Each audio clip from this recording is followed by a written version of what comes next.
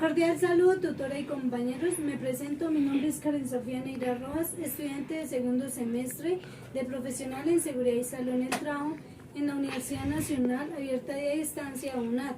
Hoy les vengo a hablar sobre el ciclo celular, la cual es un conjunto ordenado que conduce el crecimiento de la célula y la división en dos células hijas, donde sus etapas o fases son fase G1, fase S, fase G0, fase G2, fase M.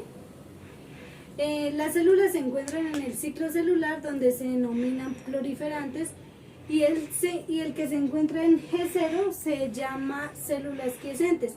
Todas las células se originan únicamente de otra existente de mucho más antes. El ciclo celular se inicia en el instante que aparece una nueva célula de otra que se divide y es terminada en que dicha célula origine sus dos nuevas células hijas. El ciclo celular es controlado por un sistema que esté pendiente a cada paso que realice, ya que si no cumple sus funciones, este ciclo se detiene.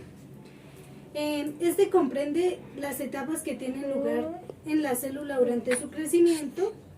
Una célula pasa mayor parte de su tiempo en la etapa interfase y durante ese tiempo esta crece y duplica sus cromosomas y se prepara para una división celular.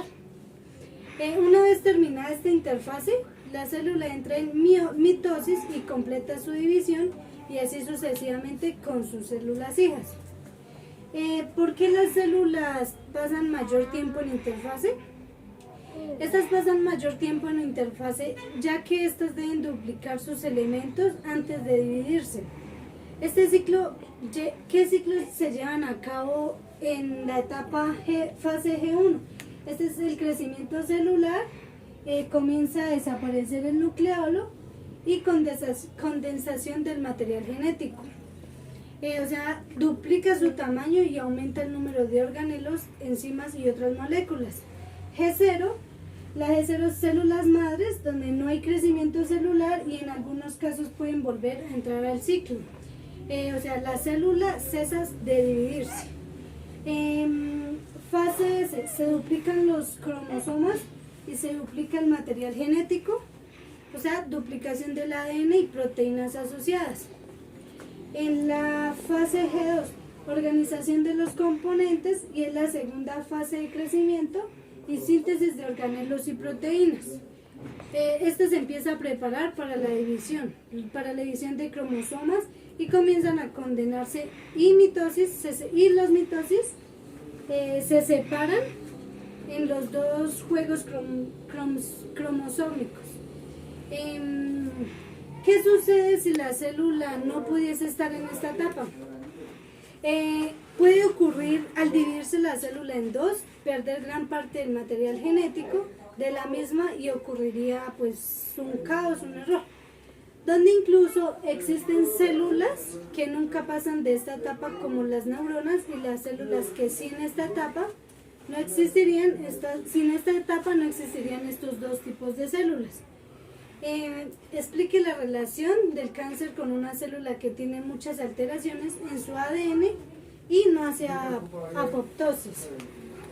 Una célula cancerosa con daño irreparable en el ADN no sufrirá apoptosis y en lugar continuará dividiéndose. A medida que las células cancerosas se multipliquen y adquieran más cambios de ADN, con el tiempo los tumores se crean y hay una alteración mutagénica donde no repara el del ADN. Los genes que participan en los carcinogénesis son resultantes de la transformación que normalmente son implicados en el control del ciclo celular. La reparación de daños en el ADN y adherencia entre células vecinas, y así entre células que transforman el neoplásica,